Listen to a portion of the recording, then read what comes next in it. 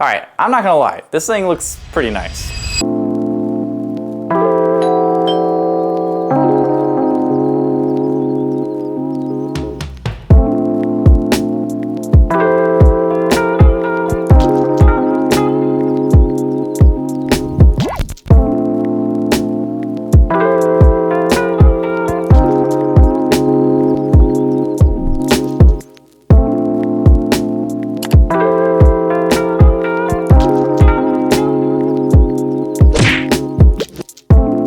Okay, I just did a whole time-lapse unboxing and forgot to hit record, so we're off to a good start.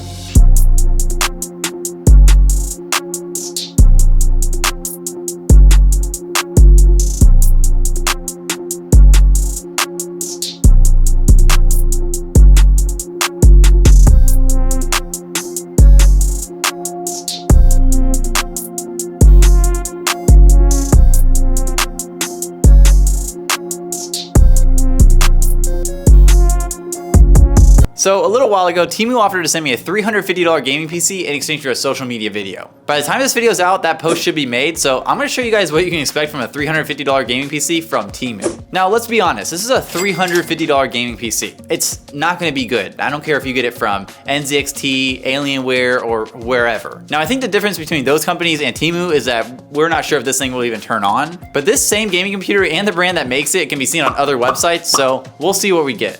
One more thing to note is that this PC comes part of a bundle with a couple of items. It comes with a soundbar, a keyboard, a mouse, and a mouse pad. All which are RGB, but to be honest with you, none of them are very good and not worth talking about. Oh man. Okay, so I briefly opened up the PC just to take out the packaging and all that, so let's take it apart now and actually look at the parts.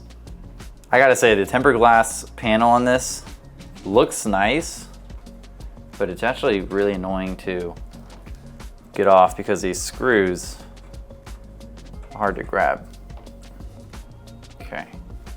Okay, so inside this PC, there's supposed to be an Intel Core i7 processor, a Radeon RX 580 GPU, 16 gigabytes of RAM, and 512 gigabytes of SSD storage. And it also comes with a Wi-Fi and Bluetooth adapter because the motherboard doesn't support it. Okay, so this is where our 500 gigabyte SSD is, and our power supply is right here, but this fan splitter is literally right in front of it, and I don't know if I want to rip it off to see. So I'll trust the listing on whatever power supply they say is there, but hopefully it also doesn't explode when I turn it on. To be honest with you, the first impressions of this PC really are not that bad. I kind of like the way the case looks. It's pretty minimalistic. I like the tempered glass, and the inside is built pretty well. It's clean, the cables are well managed, and really the only issue is like this fan splitter that's attached to the PCU. That seems really strange to me. And I'm really not sure why they felt the need to put their technical support number right on the tempered glass. I mean, this should have just been a sticker. All right, let's see if it's gonna turn on though.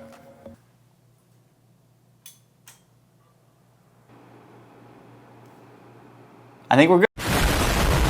Okay, so it didn't start a fire or explode, so that's good news. I'm gonna go ahead and set up Windows and download a few games so we can see what this thing can do. All right, now that we've got the computer up and running, let's go into the system information and find out what processor this is. Oh, wow. Yikes. Yeah, when I looked the sucker up, it's over 10 years old, so no wonder they wanted to be vague about it. But then again, did you really expect a new i7? Okay, so gaming PC is up and running. I got Windows set up and Steam installed, and I just downloaded Space Marine 2 because we're gonna go ahead and try the latest and greatest game that's out right now that everyone's playing on the $350 gaming PC. So let's try it. All right, so we have Space Marine 2 loaded up, and we are running this on completely low settings pretty much, and borderless mode with the render resolution at quality. So let's see how this goes. So far I'm getting 35 FPS. Oh no. Yeah, so far it's running at a consistent 35. Let's see if we can bump it up to medium. All right, let's see. So we're now at 29 FPS. Consistent 29, 30, 30. Oh, little drop to 26 there. Pretty consistent though. It's actually not bad. If this was a 1080p monitor, it'd probably be running much better too. VSync is also disabled, so I'm sure that's helping.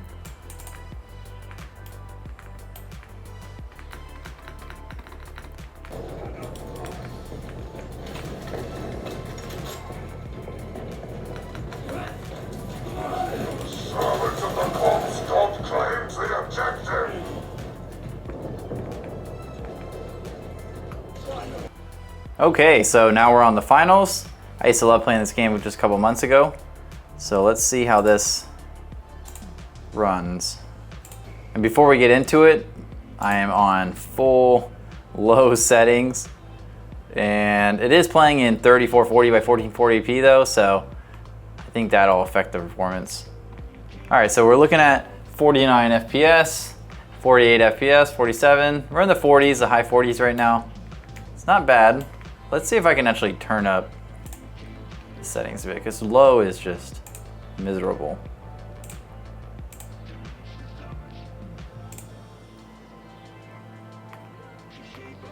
Okay, so we're on medium settings now. We're getting 40 FPS. I'm gonna use 30 as the minimum, so let's see if we can get too high. There we go. Okay, so on high settings, on the finals, I'm getting, let's see, we're getting about 30 FPS. Oh, fuck.